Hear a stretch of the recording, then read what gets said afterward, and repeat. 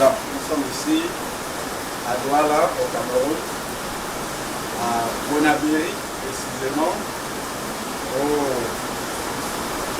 Je suis avec maman pour partager la parole de Dieu. Le Seigneur nous dit que là où deux ou trois sont réunis en son nom, il est présent. Donc, même si là aujourd'hui nous ne sommes que deux, nous savons qu'il y a au moins trois parce que le Seigneur est aussi. Amen. Voilà, comme on entend bien là, il pleut dehors, c'est un peu la marque de fabrique de Douala. Donc en ce moment, il pleut, mais nous allons rendre grâce au Seigneur et pouvoir partager sa parole ensemble, bénir le nom du Seigneur pour tout ce qu'il fait dans nos vies, parce que le Seigneur est vraiment glorieux. Sa main puissante est présente quotidiennement dans nos vies. Et pour cela, ne serait-ce que pour cela déjà, nous devons chaque matin, chaque jour, à tout instant, nous tourner vers lui pour lui témoigner toute notre reconnaissance pour tous ses bienfaits dans nos vies. Et par-dessus toute chose, ce que nous devons vraiment avoir toujours présent à l'esprit, c'est qu'on va pouvoir le lire, si tu as ta Bible, dans la Bible en français là-bas, si tu veux, dans le livre Apocalypse chapitre 5. C'est important parce que des fois, on peut juste se tourner vers le Seigneur pour lui rendre grâce quand on a eu une bénédiction. Quand on a eu une bénédiction au sens palpable, c'est-à-dire quelque chose qu'on voit, qu'on touche. Alors qu'on oublie que la respiration, c'est une grande bénédiction. C'est la plus grande. C'est une des plus grandes bénédictions. Le fait d'avoir un peu de santé, de pouvoir manger, parce qu'il y a des personnes, bien souvent, il m'est arrivé de discuter avec des personnes âgées, avec des personnes qui travaillent auprès des personnes âgées et qui disent que parfois, elles travaillent avec des personnes qui sont complètement statiques, c'est-à-dire que la main n'a même plus la motricité pour aller vers la bouche. Donc, c'est cette sœur-là qui me partageait ça. Elle disait qu'elle travaille auprès d'une maman. Quand la maman est comme ça, même si la salive coule, là, elle ne peut même pas essuyer. Elle attend lorsque cette sœur-là va venir pour travailler, pour lui essuyer juste ça. Et ça, on ne s'en rend pas compte de la grâce qu'on a de pouvoir faire un mouvement avec les mains, de pouvoir, c'est vraiment la grâce de Dieu, parce qu'il y a des personnes qui ne peuvent pas, justement, qui n'ont pas cette grâce-là. Voilà. Nous allons encore aujourd'hui, par la grâce du Seigneur, partager sa parole. Nous bénissons le nom du Seigneur pour ce moment, le partage qu'il nous donne encore, pour la vie qu'il nous accorde encore aujourd'hui. Son souffle, c'est par sa grâce que nous sommes encore là, que nous sommes encore sur terre. Et si le Seigneur nous laisse encore le souffle de vie, c'est pour que nous puissions accomplir sa volonté sur la terre, marcher comme il veut, nous perfectionner davantage jusqu'à atteindre la stature parfaite de Christ, que nous puissions ressembler totalement à Jésus, parce que c'est ça qui est le plan du Seigneur pour tout être humain qui vit sur la terre. C'est ça le but vraiment suprême du Seigneur.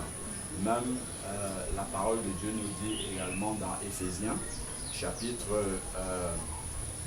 4, du verset 11 au verset 13, que les différents ministères, c'est-à-dire les différents services, les différentes responsabilités que le Seigneur donne dans l'Église, dans le corps de Christ, à savoir les apôtres, les prophètes, les évangélistes, les évêques, les pasteurs, les anciens,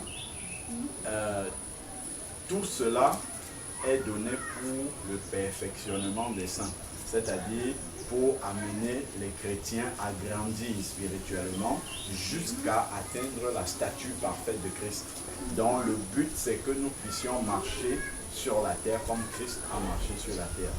C'est pourquoi Dieu a fait don à l'Église des apôtres, des prophètes, des évangélistes, des docteurs et puis des pasteurs.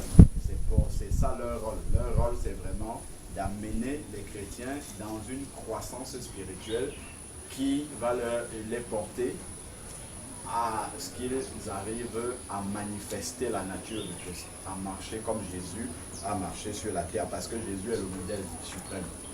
Donc, il faudrait que chaque chrétien ait vraiment cela présent à l'esprit, que le but, c'est toujours de se comparer à Jésus.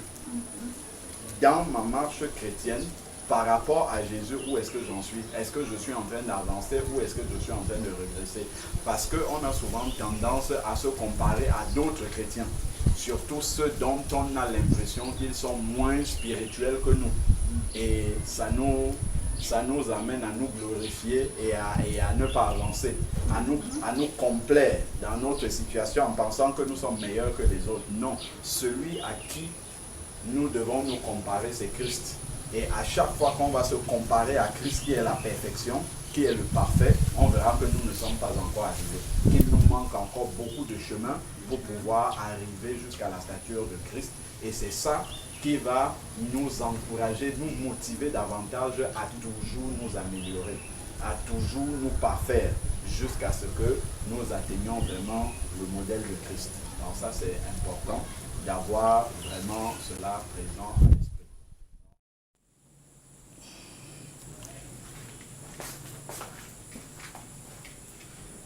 Nous sommes encore réunis par la grâce de Dieu ce soir à Douala, Bonabéry précisément. Il fait chaud, beaucoup. Donc on essaye de braver la chaleur, voilà, pour continuer à partager la parole de Dieu. On a commencé plusieurs enseignements, dont notamment un sur la prière, donc avec maman. On va poursuivre l'enseignement sur la prière parce qu'il est important d'être bien équipé spirituellement pour que nos prières puissent être efficaces. Efficaces, c'est vraiment important. Ce ne sont pas les paroles que nous prononçons qui sont importantes, mais il y a des éléments particuliers qu'il faudrait savoir pour vraiment avoir des prières efficaces, et notamment les promesses du Seigneur, la volonté de Dieu en ce qui concerne la prière. C'est important de le savoir. Et surtout aussi de bien connaître celui à qui nous adressons nos prières, à savoir le Seigneur. Tout cela est important pour que nos prières puissent être remplies de foi et être véritablement efficaces. Donc nous allons commencer par prier, rendre grâce au Seigneur librement. Si tu es inspiré, maman, tu peux prier, je vais prier aussi, et puis on va poursuivre le partage de la parole de Dieu sur la prière. Je vais faire un petit récapitulatif de ce qu'on a vu pour se remettre dans le bain, et puis on va poursuivre l'enseignement sur la prière. Amen.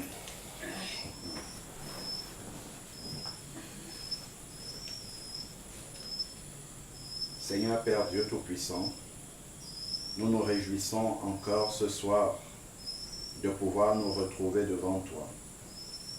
Seigneur Père éternel, tu es celui qui a créé les cieux, qui a créé la terre, Seigneur Dieu, et ton regard est étendu sur l'ensemble de la terre et se pose sur chacun d'entre nous. Nous te bénissons encore pour la force et le souffle de vie que tu nous accordes ce soir. Nous te disons merci infiniment pour ton esprit que tu as mis à l'intérieur de nous, qui nous attire vers ta parole, Seigneur Père, et qui nous permet de la comprendre. Seigneur Dieu Tout-Puissant, que maintenant ton esprit puisse encore nous conduire vraiment dans cette parole, que nous puissions bien la comprendre afin de bien la mettre en application pour grandir toujours davantage, Seigneur Père éternel, dans la connaissance de Jésus-Christ, afin que vraiment notre vie puisse être transformée, notre vie de prière notamment pour le sujet qui va nous occuper ce soir, puisse être véritablement transformée, que nos prières vraiment, Seigneur Dieu Tout-Puissant, puissent être remplies de la foi nécessaire pour pouvoir renverser les montagnes. Comme toi-même tu l'as dit dans ta parole, si vous avez la foi comme un grain de sénévé, vous direz à cette montagne, ôte-toi d'ici et jette-toi dans la mer. Oh Père éternel, c'est cette foi-là que nous voulons avoir, Père, mais nous savons que nous avons besoin de comprendre ta parole, Seigneur Dieu, de croire dans ta fidélité, Seigneur Père éternel, pour pouvoir élever vers toi, Seigneur Dieu, des prières qui soient comme un parfum de bonne odeur à tes narines, Seigneur Père éternel, des prières qui vont réjouir ton cœur et te faire plaisir. Père, que ton nom soit élevé, que ton nom soit béni, que Seigneur Dieu, toi seul aie la place au milieu de nous, car nous savons que tu es présent parmi nous, Seigneur Dieu. Conduis-nous par ton esprit, au nom de Jésus-Christ. Amen.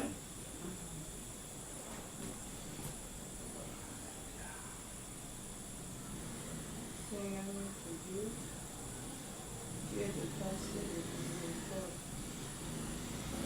Seigneur, nous venons te prier encore ce soir pour tous les biens que tu fais pour nous. Amen. Seigneur, nous ne sommes même pas dignes de toi, mais tu t'occupes toujours de nous. Amen. Nous te prions, Seigneur, pour tous les malades, pas seulement pour nous. Seigneur, aie pitié d'eux et exauce nos prières. Alléluia. Seigneur, c'est toi qui m'as créé. Amen. C'est toi qui m'as donné la vie, Seigneur. Alors, Seigneur, ne m'abandonne pas Amen. dans ce moment de souffrance.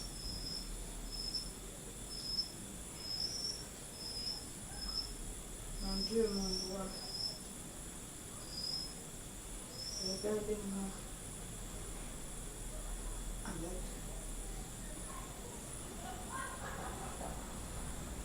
mon Dieu, mon roi, je voudrais que tu me viennes en aide. Amen. Seigneur, aie pitié de moi.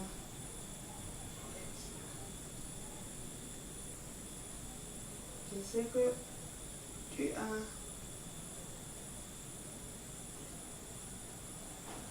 sur la croix, sur la croix, tu as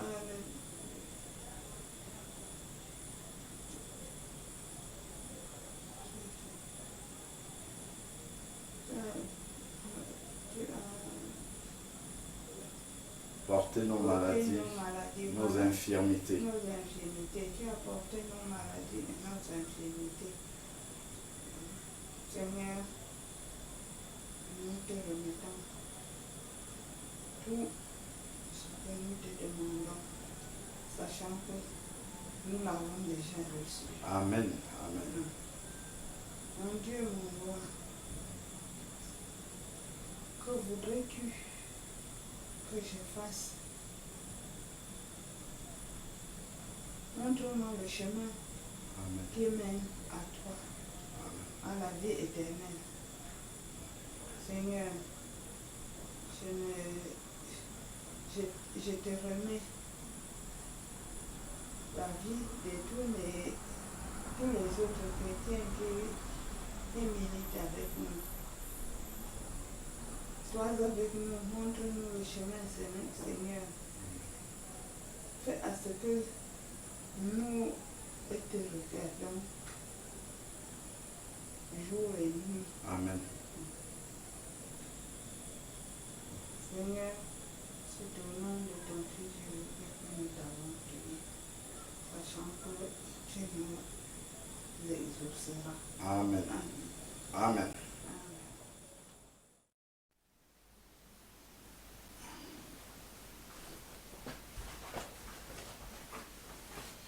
On va commencer par la prière.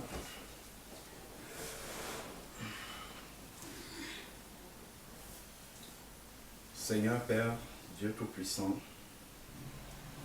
nous voici encore par ta grâce devant ta sainte présence, Seigneur Père.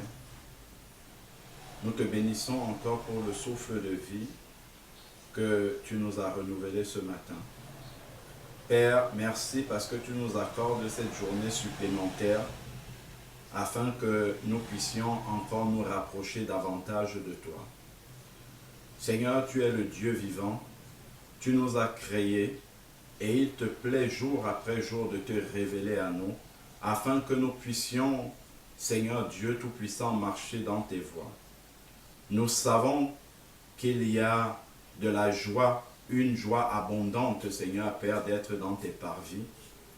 Seigneur Dieu, nous voulons demeurer encore à tes pieds, comme s'asseyait Marie, afin de boire à la source d'eau vive qui coule de ton sein, que nous puissions être rechargés encore spirituellement, que nous puissions encore mieux te connaître, afin de mieux te glorifier et mieux te prier.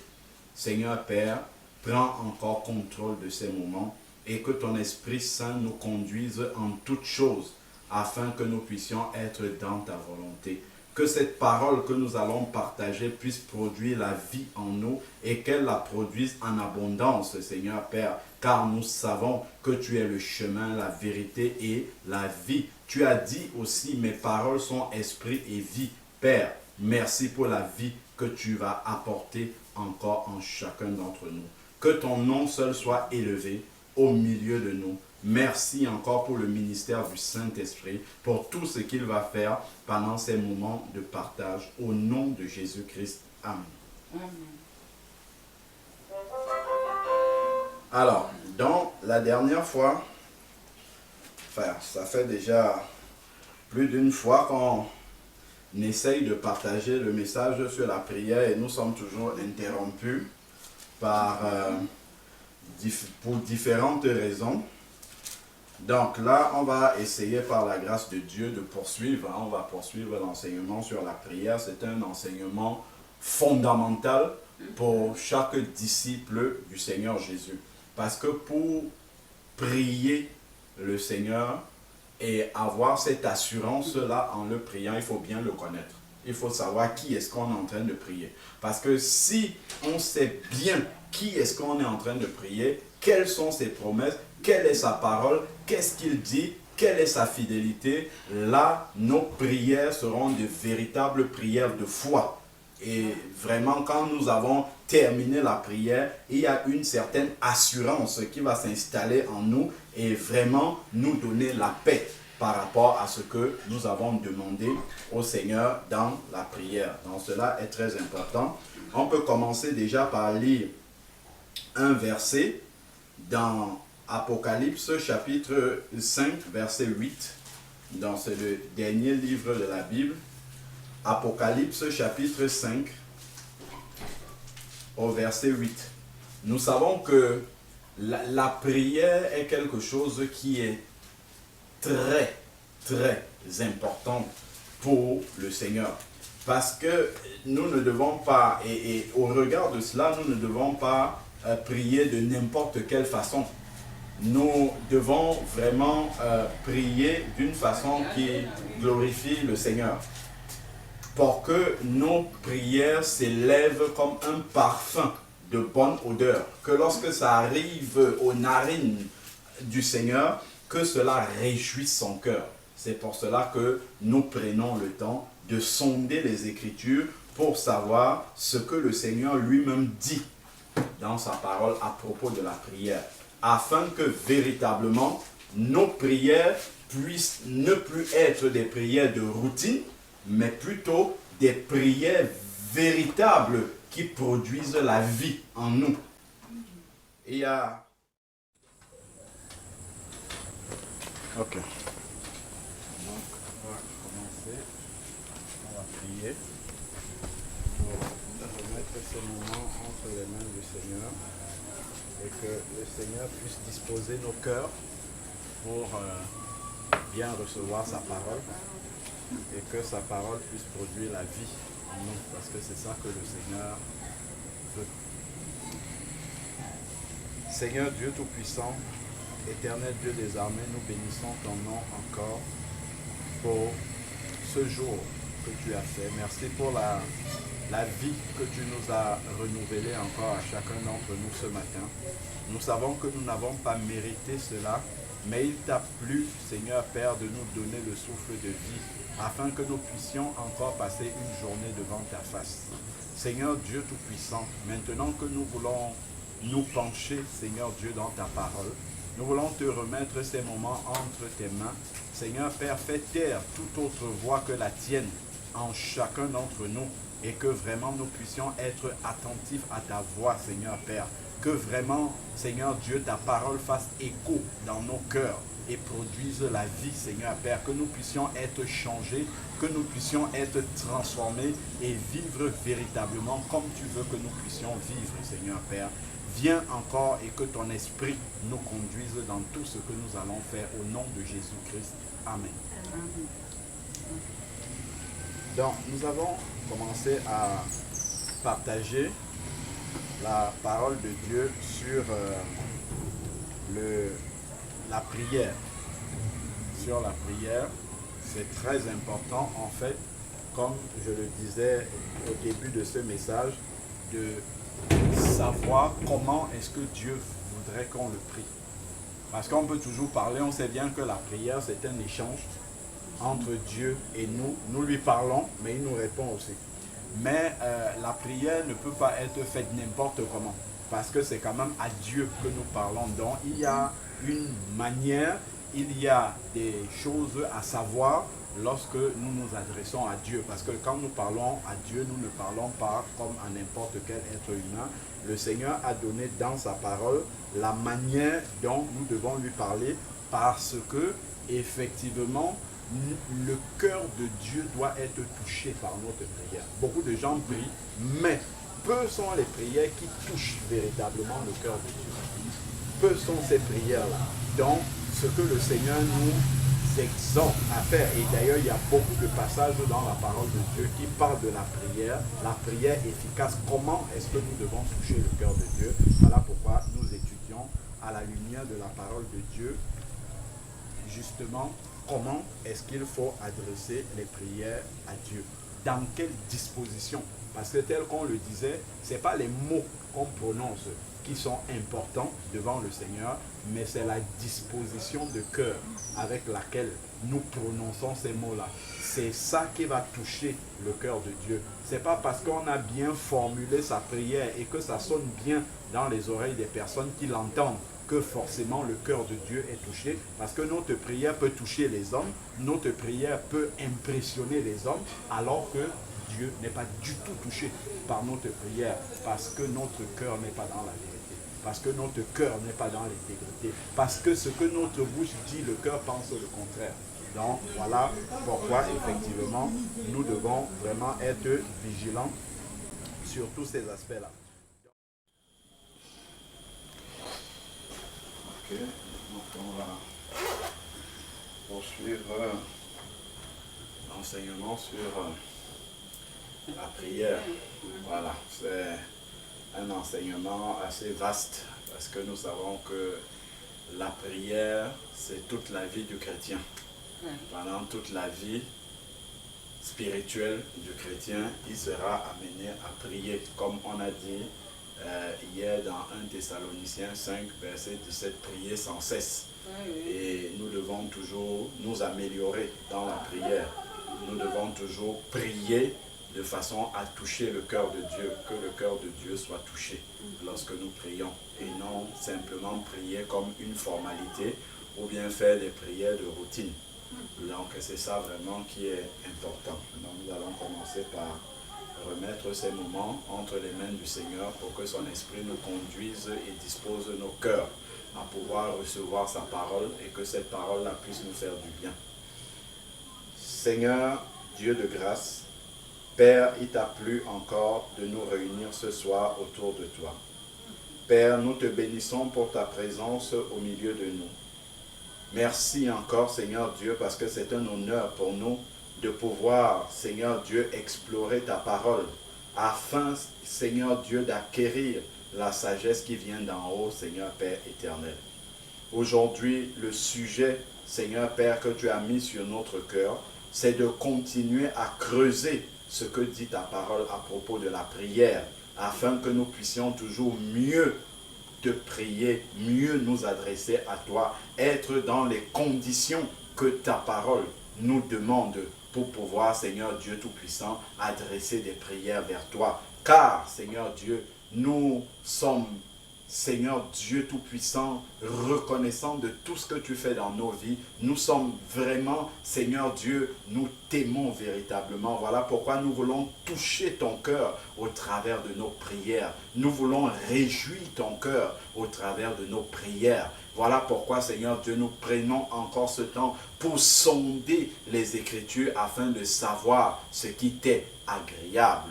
Ô Père éternel, merci pour ton esprit que tu disposes encore, que tu envoies, Seigneur Père, au milieu de nous, afin qu'il puisse nous conduire dans la profondeur des Écritures et que ces Écritures-là puissent nous amener la lumière, Seigneur Père. Tu as dit que ta parole est une lumière sur notre sentier. Père, que vraiment ce que nous recevons de ta parole puisse révolutionner nos vies de prière et faire grandir la foi en nous. Car Romains 10, verset 17 dit, la foi vient de ce qu'on entend et ce qu'on entend vient de la parole de Dieu. Père, voilà pourquoi nous avons pour seul garde-fou ta parole. Seigneur Père, c'est sur cette parole que nous voulons nous appuyer pour pouvoir élever nos prières vers toi, Seigneur Père. Béni soit ton saint nom encore, sois le maître au milieu de nous. Prends contrôle de tous ces moments, Seigneur Père, et dispose nos cœurs. Rends nos oreilles attentives, Seigneur Père, à ta parole. Au nom de Jésus-Christ. Amen. Amen. Alors, hier, on a dit effectivement que pour que la prière soit efficace, il faudrait que notre intelligence soit renouvelée. On ne parle pas de l'intelligence humaine, on parle de l'intelligence spirituelle. Que notre pensée soit renouvelée, et on avait lu dans Romains 12 au verset 2 où il dit « Ne vous conformez pas au siècle présent ». Donc que le siècle présent avec toutes ces informations ne soit pas notre repère, ne soit pas notre modèle, mais que ça soit la parole de Dieu qui soit notre modèle. Voilà. Parce que c'est cette parole qui peut transformer notre façon de penser afin que nous pensions comme Dieu pense et non comme les hommes pensent. Donc, voilà pourquoi nous devons nous appuyer sur la parole de Dieu. Il dit afin que vous soyez transformés par le renouvellement de l'intelligence. Parce que quand ton intelligence spirituelle est renouvelée, quand ta pensée est renouvelée, alors à ce moment-là, tu es transformé. Ta personne même est transformée. Ton comportement est transformé, tes actes sont transformés, tes paroles sont transformées, tes pensées sont transformées, ton cœur est transformé, tu es une nouvelle personne. Et évidemment, les prières que tu élèves vers le Seigneur sont aussi transformées. Voilà pourquoi nous devons nous appuyer sur la parole de Dieu. Voilà. Nous rendons grâce au Seigneur et nous le bénissons pour ces moments qu'il nous donne encore de pouvoir nous approcher de lui et de partager sa parole. Nous savons que le Seigneur est merveilleux dans tout ce qu'il fait. Et s'il nous réunit encore, d'accord. S'il nous réunit encore ce soir, c'est pour que nous puissions apprendre davantage sur lui et vraiment pour que nous puissions le connaître mieux. Parce que c'est ça que le Seigneur veut. Il veut que nous le connaissions davantage, que nous soyons vraiment comme des enfants avec leur papa. Donc quand nous avons notre papa, nous le voyons agir et nous le connaissons bien. C'est-à-dire que quand il y a une situation et que notre papa n'est pas encore arrivé, on sait déjà comment il va réagir quand il va arriver. Pourquoi? Parce qu'on le connaît. Parce qu'on le connaît bien. C'est-à-dire que celui qui est l'enfant de quelqu'un pourra dire comment son papa va réagir quand il va arriver. Alors que ceux qui ne sont pas les enfants de ce papa-là, ils se demandent comment est-ce que le papa va réagir. Comment est-ce que ça va se passer tout à l'heure. Donc voilà pourquoi le Seigneur veut effectivement que nous le connaissions bien pour que justement nous puissions marcher avec lui vraiment en sachant comment est-ce qu'il agit. Et c'est au travers de sa parole qu'il nous dit comment il agit, afin que nous puissions vraiment marcher avec la confiance. Souvent, quelqu'un va rester comme ça. C'est souvent peut-être des orphelins qui ont perdu leur père.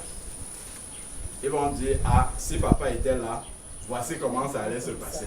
si papa était là, ainsi de suite. Pourquoi? Parce qu'ils connaissent leur père. Et ils savent que dans de telles circonstances, voici comment leur père agissait. Voilà.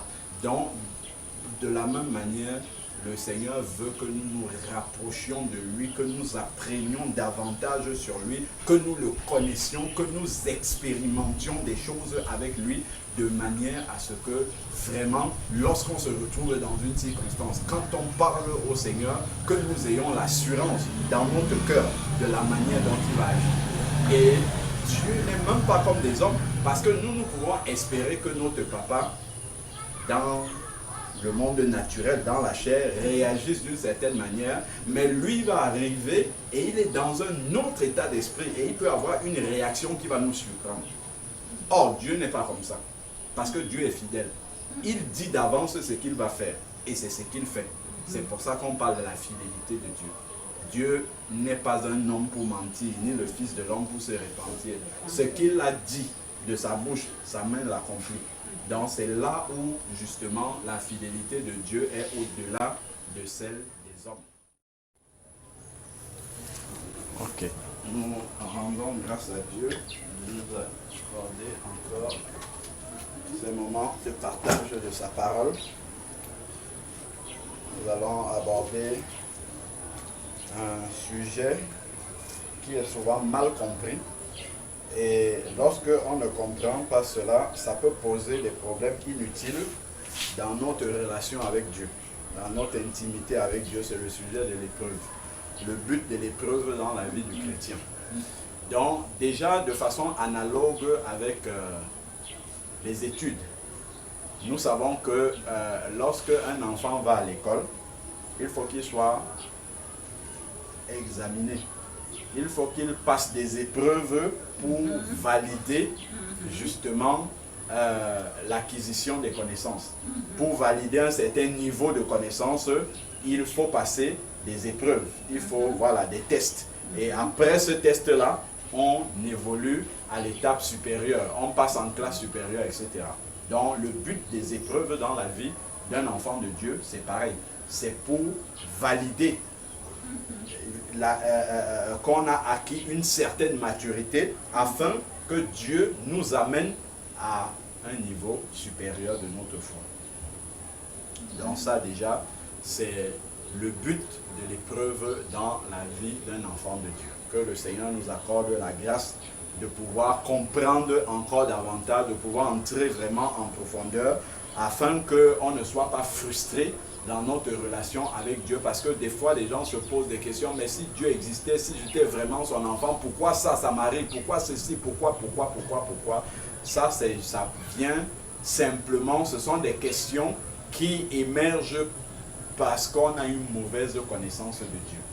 On a une mauvaise connaissance du plan de Dieu dans la vie de ses enfants. Voilà pourquoi on se pose ce type de questions-là. Parce que les gens pensent que dès qu'ils deviennent un enfant de Dieu, tout doit marcher sur des roulettes, ils doivent marcher sur l'or, ils ne doivent plus jamais être malades, ils ne doivent plus jamais être au chômage.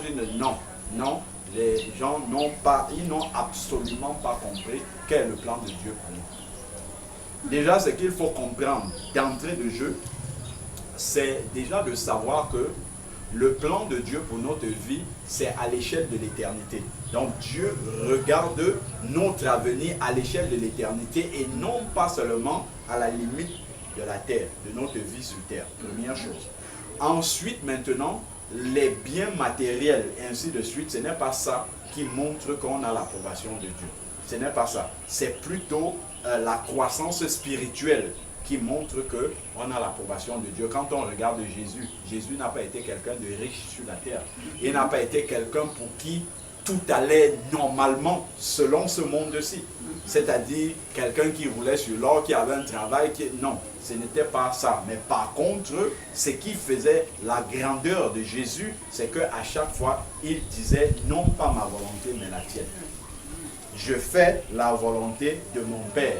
Je suis venu pour faire la volonté de mon Père. Et c'est ça qui était vraiment le plus important pour le Seigneur Jésus et qui montrait sa grandeur. C'est son obéissance à la parole de Dieu. Donc ça déjà, ça renverse complètement comment dire, l'idée qu'on peut avoir de la vie d'un chrétien.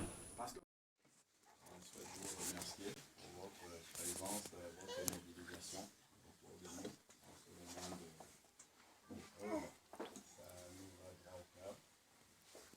C'est profond, spontanément comme ça, un jour de semaine que vous ayez consenti à faire le déplacement pour venir être à nos côtés en ce moment où notre maman nous a dévancé. Je parle de dévancé parce que en même temps la chair est triste pour la séparation, mais nous sommes pleinement dans la joie parce que le Seigneur a fait de grandes choses pour elle et pour nous aussi, et c'est là-dessus en fait que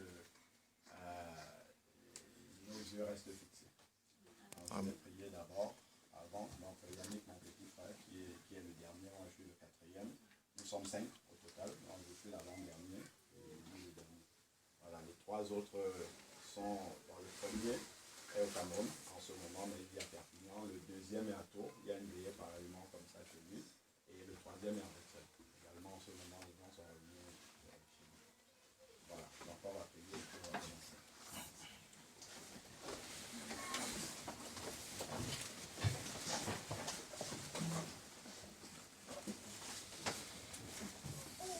Seigneur Père, nous voulons encore te rendre grâce et bénir ton saint nom pour ce moment que tu nous donnes, Seigneur Père, de pouvoir nous tenir encore devant toi pour élever nos voix vers toi, Seigneur Père éternel, parce que tu es Dieu. Amen. Papa, nous te bénissons parce que toutes tes décisions sont bonnes et agréables. Tu sais mieux que nous-mêmes, Seigneur Père, ce qui est bon pour nous. Et ta parole nous dit que tout concourt au bien de ceux qui aiment Dieu. Seigneur Père, nous nous réjouissons encore dans ce moment, Seigneur Père, où la chair peut s'attrister pour reconnaître tous tes bienfaits, Seigneur Père, dans notre vie, dans la vie de notre maman, Seigneur Père, qui nous a dévancés. Seigneur Dieu, nous voulons te dire merci pour tout ce que tu as opéré, Seigneur Père, dans sa vie avant qu'elle ne parte, Seigneur Père éternel. Nous te bénissons aussi, Seigneur Père, pour tous les cœurs ici présents que tu as touchés, Seigneur Père, qui ont fait le déplacement pour venir nous soutenir en ce moment. Père, nous voulons te confier ces moments que nous allons passer, que vraiment ça soit toi qui dirige toutes choses, Seigneur Père, selon ce que tu as prévu pour ce soir, Seigneur Père. Je veux te prier aussi pour te remettre tous les moments de rassemblement chez mes autres frères, Seigneur Père, que tu conduises toutes choses, Seigneur Père, que ton esprit règne au milieu de nous, Seigneur Père, et que ton amour, Seigneur Père, puisse nous embraser, que vraiment toi-même tu portes, Seigneur Père, ce que tu as prévu en ce moment même, Seigneur Dieu Tout-Puissant. Seigneur, que toute la gloire te revienne en cet instant même et que chacun, après ce moment, puisse regagner son domicile dans de bonnes conditions, Seigneur Père éternel. À toi seul soit la gloire au nom de Jésus-Christ. Amen. Amen.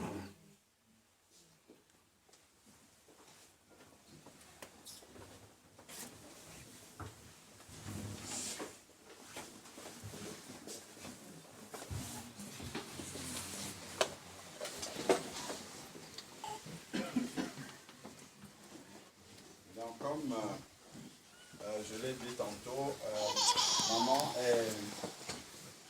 était issue d'une famille de 7. Donc elle est née. Voilà, elle s'est mariée en 1970, exactement, le 21 décembre 70. Donc là, ils avaient 46 ans de mariage. C'est une grande bénédiction de voir aujourd'hui. On voit comment ça se passe dans la vie. C'est même plus courant de trouver cela. Donc ça va être une épreuve aussi pour mon papa, cette séparation-là. Je vous prie de le porter en prière. Il s'appelle David par rapport à ce moment de séparation. Elle avait 5 enfants, comme je l'ai dit tantôt, 5 garçons. Donc voilà, aujourd'hui le témoignage que je veux porter, c'est vraiment un témoignage d'action de grâce. Parce que la manière dont le Seigneur a opéré pour ce départ, on ne peut que le bénir pour cela. Déjà, je veux dire merci au Seigneur d'avoir permis que cela puisse arriver au moment où chacun de nous, parmi ses 5 enfants, volons déjà de nos propres ailes. Donc le dernier, ça fait beaucoup d'années qu'il est dans la vie active maintenant. Donc ce ne sont pas toutes les mamans qui ont cette grâce-là. De plus, les parents vivent au Cameroun et elle a eu la grâce par tout cela qui lui est permis de pouvoir voir tout cela avant de quitter ce monde.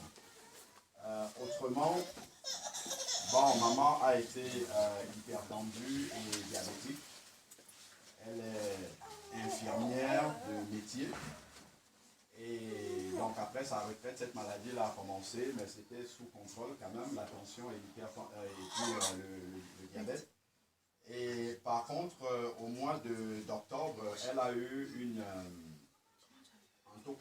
attaque un peu assez sérieuse, qui était un début d'embolie pulmonaire. Donc par contre, le Seigneur a permis que les médecins puissent intervenir rapidement pour distraire le caillot qui était en train de monter. Et donc, à la suite de cela, elle était assez inquiète. Et je l'avais eu au téléphone, elle m'avait fait part de cela. Elle m'avait fait part de son inquiétude. Et instantanément, le Seigneur a touché mon cœur parce que je l'exhortais, je l'encourageais au téléphone un dimanche matin. Et tout de suite après, le Seigneur m'a mis à cœur là, ce que tu lui dis au téléphone, il faut que tu sois devant elle pour lui dire ça. Et donc en une semaine, je suis parti au Cameroun. C'était au mois de novembre qui est passé. Et par la grâce de Dieu, quand je suis arrivé, dès les premiers jours où j'étais avec elle, je lui ai dit, maman, le Seigneur m'a envoyé ici pour faire une mission. Je suis venu en mission. Elle me dit, ah bon, je dis, oui, c'est le Seigneur qui m'a envoyé pour une mission. Et donc pendant 3 semaines, c'est le seul séjour au Cameroun où je ne me déplace pas. J'étais quasiment toujours à la maison. Et on a passé 3 semaines dans la parole de Dieu et dans la prière. Certains d'entre vous ont pu voir les vidéos. Et en plus, c'était fini. Donc, on peut voir les vidéos de partage de la parole de Dieu que nous avons eues ensemble. Et par la grâce du Seigneur aussi, elle s'était convertie après une longue vie dans la religion. Elle s'était convertie en 2012. Elle est passée dans les eaux du baptême par immersion à 66 ans.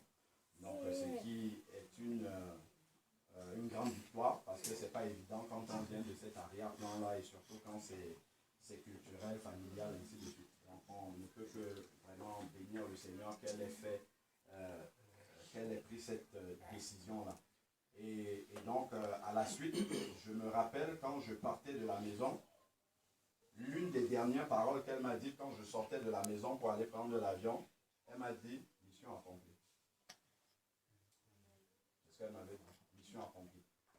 Mais je ne réalisais pas encore la grandeur de cette mission-là. Parce que pour moi, quand je partais pour l'encourager dans la foi, pour lui permettre d'avoir le moral bien armé dans la parole de Dieu pour tenir pendant sa maladie. Pour moi, c'est ça que je pensais aller accomplir comme mission.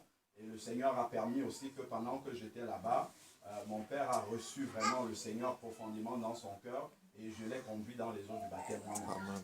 Et par la grâce de Dieu, je pensais aussi que c'était le but de ma mission là-bas. Bon, ça l'est aussi, mais je me rends compte que c'était beaucoup plus grand que ça. En fait, le Seigneur m'avait envoyé là-bas pour préparer ma maman à entrer dans l'éternité, de la meilleure des façons. Et je bénis vraiment le Seigneur parce qu'il y a eu ces moments de profonde repentance encore, ces moments de... Parce que quand elle était dans l'angoisse par rapport à la mort, même de la mort, on a parlé de ça. Je lui ai dit, maman, ne t'inquiète pas.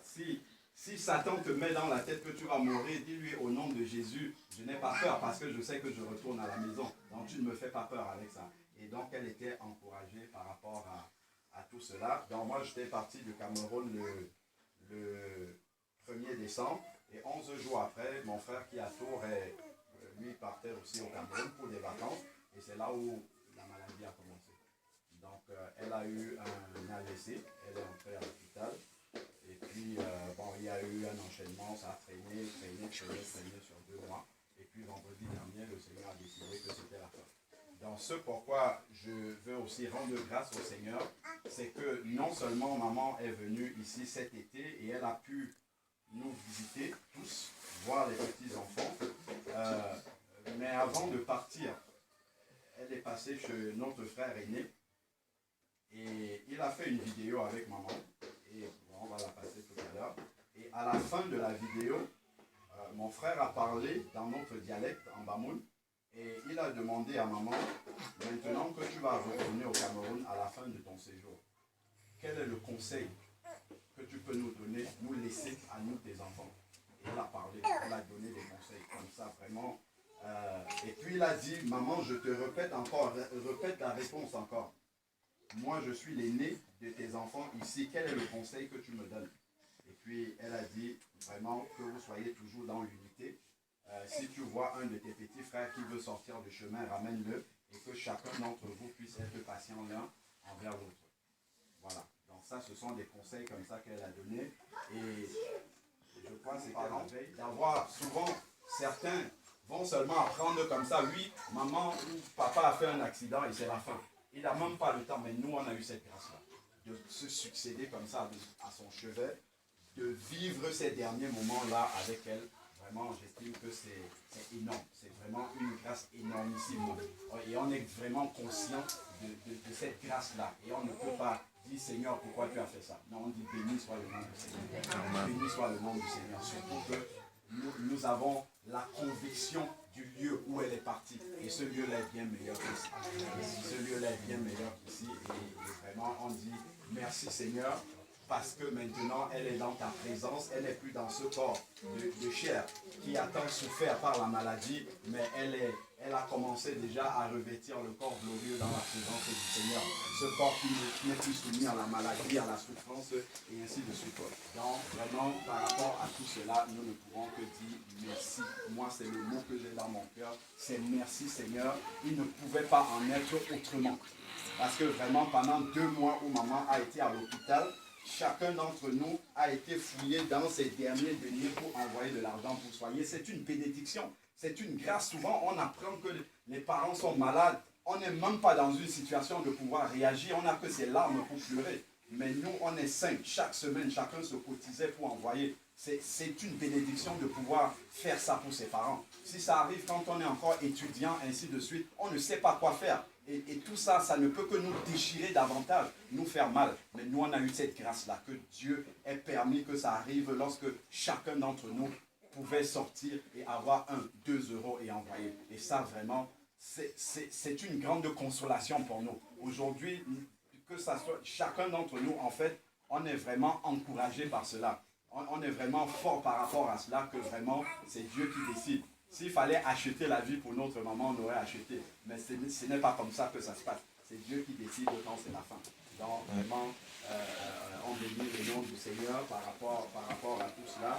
Et on ne peut que lui demander de nous aider aussi, nous-mêmes, de pouvoir persévérer dans la marche avec lui pour avoir la grâce d'achever victorieusement la course comme notre maman a pu l'achever.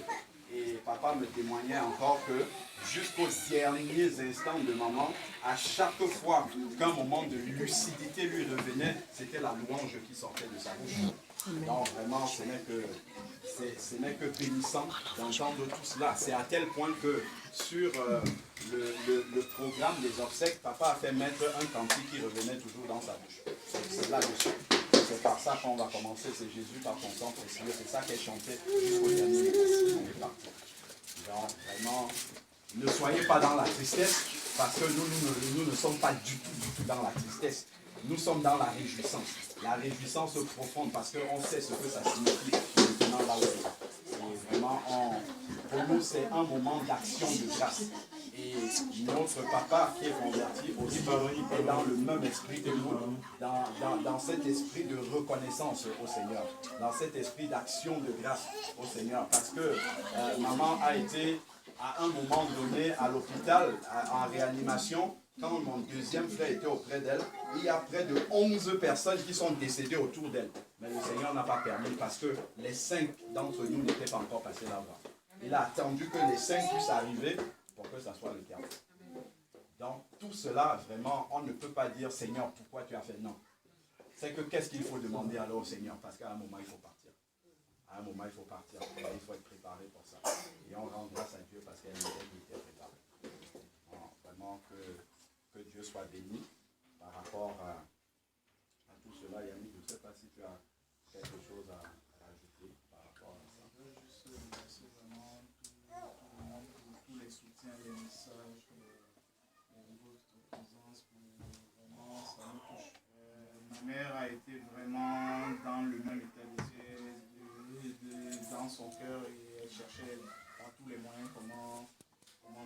conditions. Donc, vraiment, de voir tout le monde réuni comme ça là pour le courage, ça nous va droit au cœur. Je vous remercie.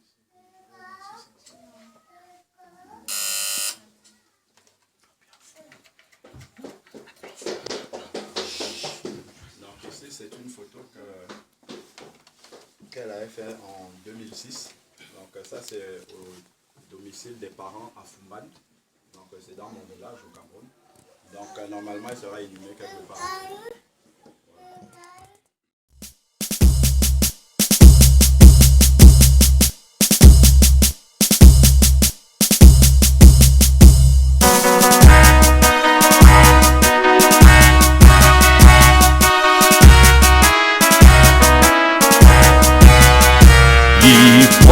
Pira pour Yesus aku tutun maya membanzet tunangga Yesus wangkaya atwana Junapo melimuna hingga pematuana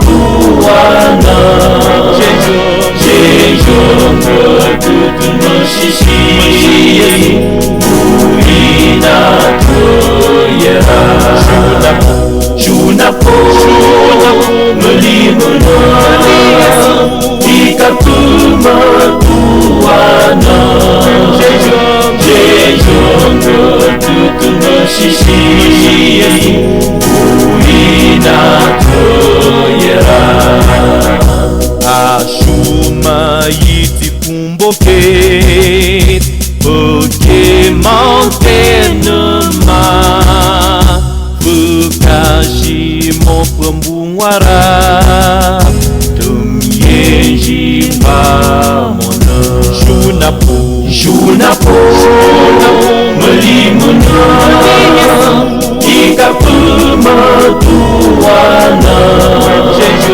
Jejong bertutun mesisi Buina kuyera Junapo melimuna Ika pematuana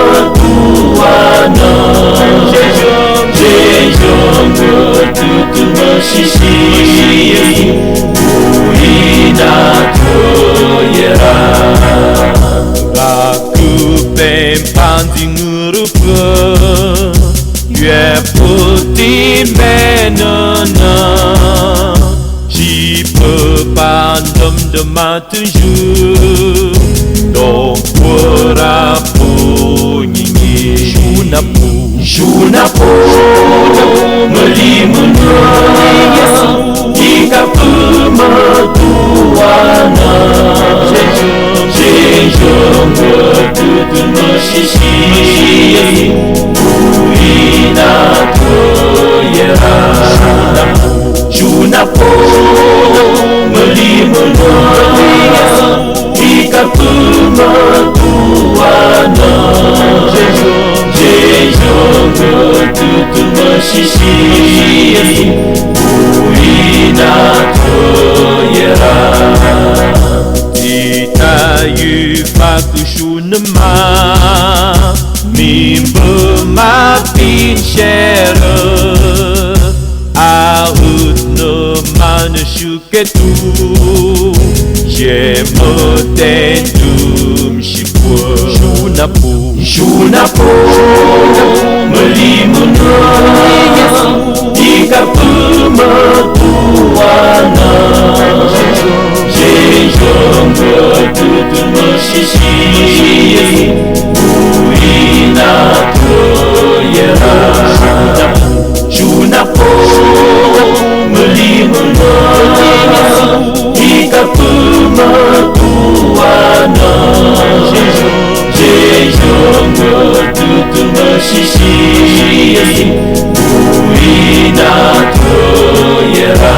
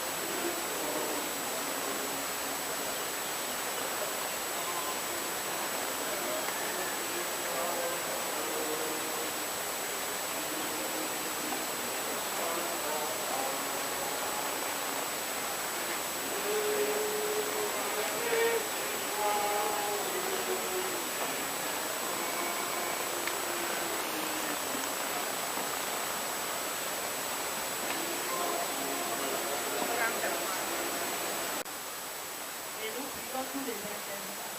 Et donc, je les ai trouvés parmi eux.